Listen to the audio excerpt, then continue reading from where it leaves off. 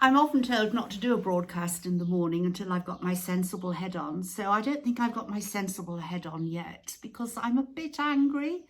I first came to Marrakesh in the early 1960s, and looking back, working animals in the Medina, in the city, had an easier life because there was no traffic. And they were treated on the whole with respect by their owners because the owners didn't have to compete with motorised traffic. And newcomers, particularly newcomers during the pandemic, who haven't lived in Marrakesh before, I think don't quite get it. They come and they see the magic of Marrakesh, which of course is there, and we all want to hold on to old traditions. That goes without saying.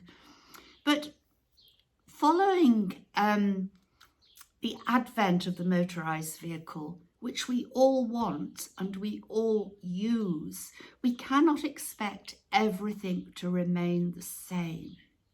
And my ongoing fight now is to really see the disappearance of the working donkey in the Medina particularly, and in the city. And I'm sure there are people across the whole of Marrakesh and wider Morocco who would agree with me. This morning I've been up quite early and I've tried my hardest to shampoo Pizza, who came in yesterday.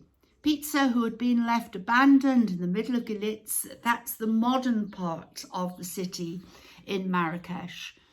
And we could see quite clearly what his life had been. He had no tail, that would be cut off, so it wouldn't interfere with the ropes going behind him pulling the cart that he has probably pulled all his life. We could tell he'd pulled a cart from the injuries he had on the body and where the straps would be. But most horrific was the pollution in his mane and on his face. If you stroked it and smelt your hands, it was foul. It was sticky, gluey, exhaust debris. Now, I remember when I was still practicing as a lawyer in Manchester and I lived in a high-rise block of flats there, that I couldn't sit out too long on my balcony in those flats, and the garden furniture I left out there would be covered with a sticky residue from the heavy traffic going up and down Deansgate in Manchester. And that's what his life has been for the last few years. So what his poor lungs must be in, the state they must be in, I just don't know. But I have spent possibly 2 hours shampooing and trying to cut out very gently the blobs of the gunge that had become hard and stiff and was pulling on his fur. It was disgusting.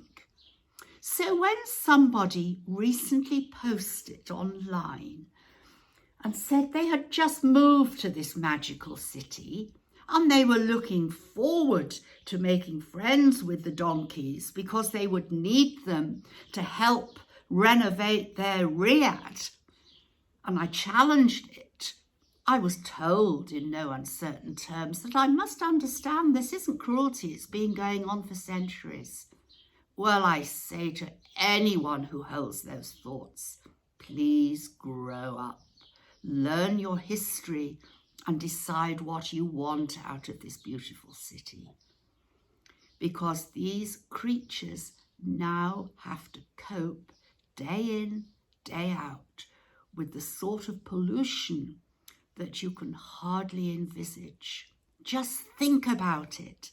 Their noses are behind either a moped, which is expelling noxious gases, or the boot of a car, or even worse, the bottom end of a lorry. And I really had to see Pizza this morning for that to be brought home to me. I hope you understand. Bye for now.